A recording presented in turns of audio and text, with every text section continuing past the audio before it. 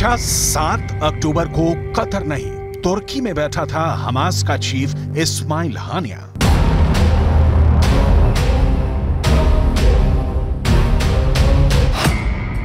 क्या 7 अक्टूबर को तुर्की में बैठकर इजरायल में खून खराबे का जश्न मना रहा था हानिया?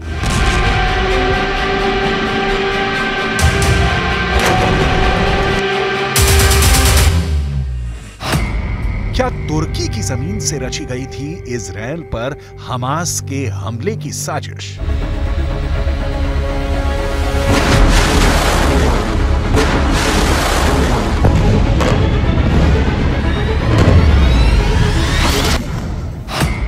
क्या तुर्की के राष्ट्रपति एर्दोगान ने सुनाया था हमास को इजरायल में कत्लेआम मचाने का फरमान?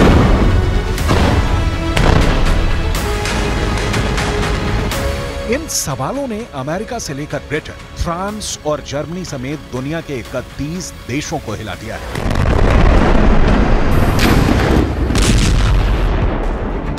पूरे के पूरे नाटो में हड़कंप मच गया है। तुर्की ने एक बार फिर नाटो देशों का ब्लड प्रेशर बढ़ा दिया है। नाटो को तुर्की वो विभीषण बनता दिखाई दे रहा है जो उनके 74 साल पुराने सैन्य गठबंधन की कब्र खोद सकता है।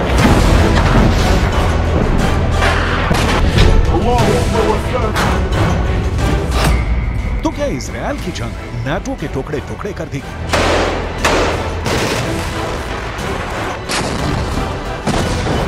जिस नाटो की बुनियाद करीब 2 साल से जारी यूक्रेन के युद्ध में नहीं हिली, उसके वजूद पर महज 2 महीने पहले शुरू हुई गाजा की लड़ाई ने तलवार लटका दी है और नाटो का सबसे बड़ा दुश्मन बनकर खड़ा हो गया है खुद नाटो का सदस्य तुर्की।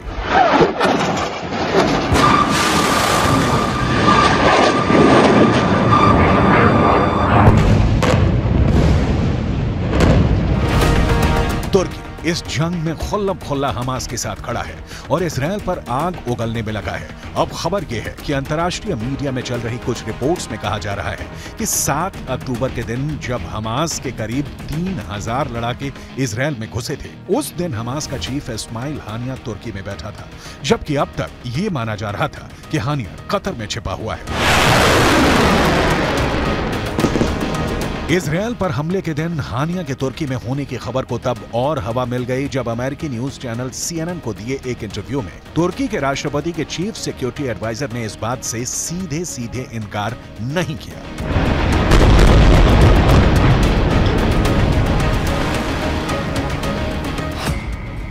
उन्होंने इंटरव्यू में कहा कि वो नहीं जानते कि 7 अक्टूबर को हानिया कहां था।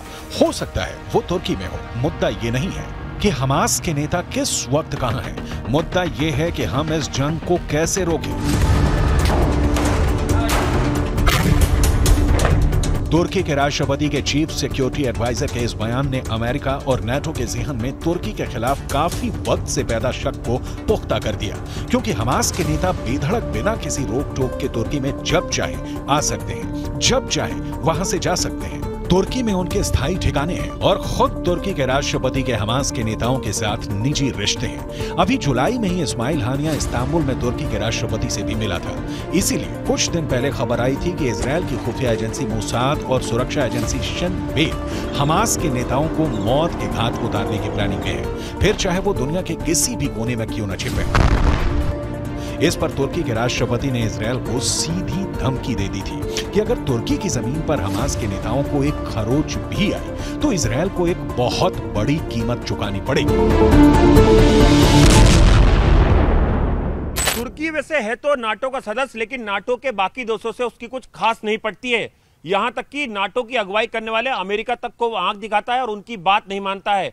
यहां तक कि जर्मनी से भी तुर्की के अच्छे रिश्ते नहीं है और ग्रीस से तो उसकी जंग होते होते बची है।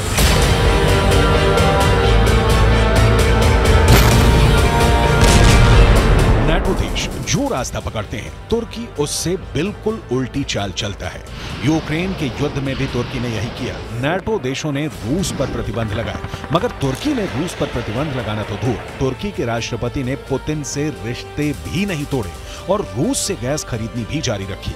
अब गाजा की जंग में भी तुर्की का स्टैंड नाटो के स्टैंड से बिल्कुल अलग है।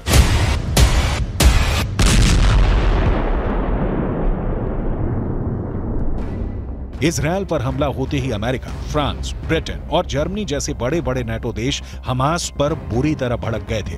बिना वक्त गंवाए उन्होंने इजरायल से हमदर्दी जताई और इस लड़ाई में उसके पीछे खड़े हो गए।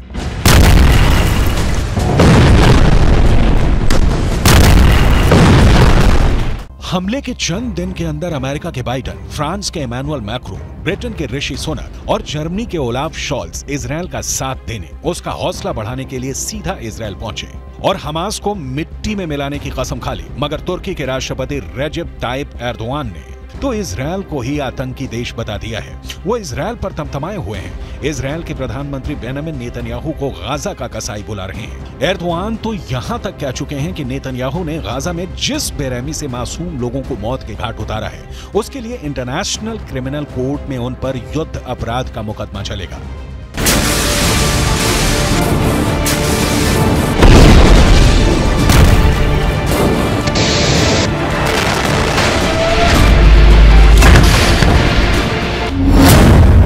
तुर्की और इजरायल के कूटनीतिक रिश्तों में पहले से ही खटास थी और गाजा की जंग ने दोनों देशों के बीच की खाई को और गहरा कर दिया है।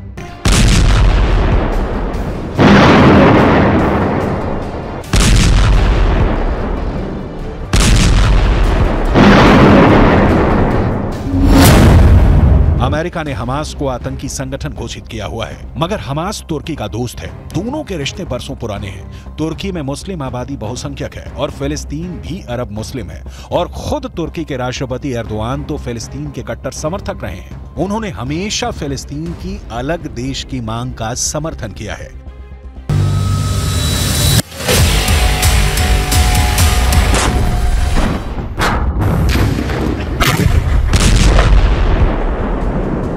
अमेरिका तो ये तक दावा करता है कि उसके पास सबूत हैं कि तुर्की फंड जुटाने में हमास की पूरी तरह मदद करता है।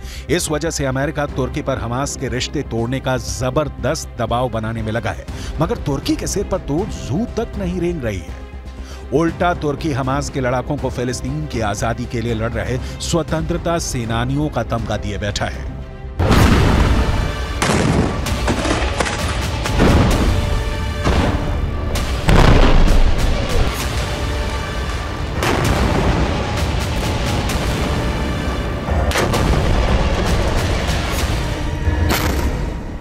तुर्की कहता है कि वह हमास के नेताओं से इसलिए बातचीत करता है क्योंकि वह जंग रुकवाना चाहता है और शांति चाहता है। यहां तक कि जब अमेरिका के राष्ट्रपति बाइडेन और एर्दोआन की फोन पे बात हुई तो एर्दोआन ने उन पर ही गाजा की जंग रुकवाने का दबाव डाल दिया।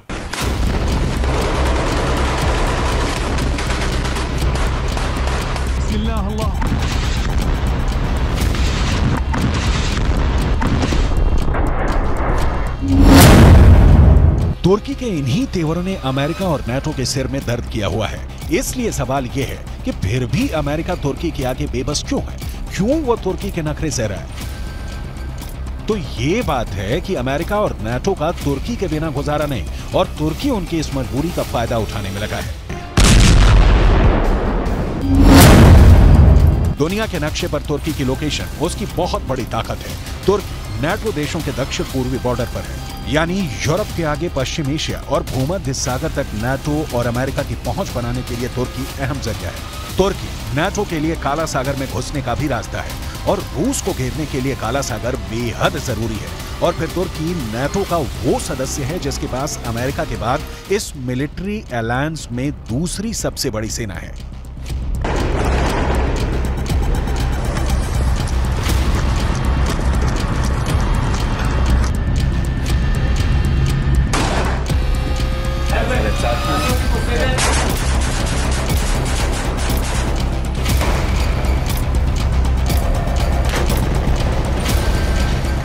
और तो तुर्की नाटो के लिए जमीन पर और समंदर में भी अड्डे मुहैया करा सकता है। ऐसे में नाटो और अमेरिका तुर्की जैसे देश को खोने का खतरा नहीं उठा सकते, क्योंकि उनके रूस और चीन जैसे सबसे बड़े दुश्मन तुर्की को अपने खेमे में लेने के लिए तैयार खड़े हैं।